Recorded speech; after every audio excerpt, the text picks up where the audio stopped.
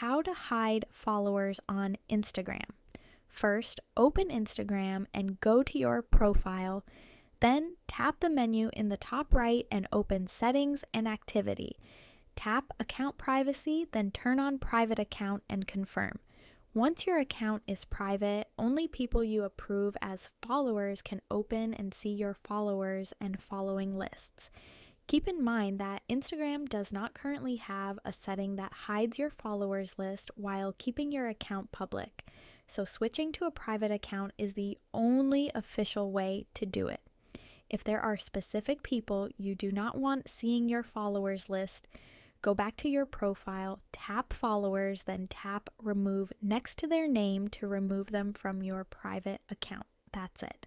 If this video helped you, make sure to subscribe for more Instagram tutorials, leave a like, and comment below with what you want to learn next.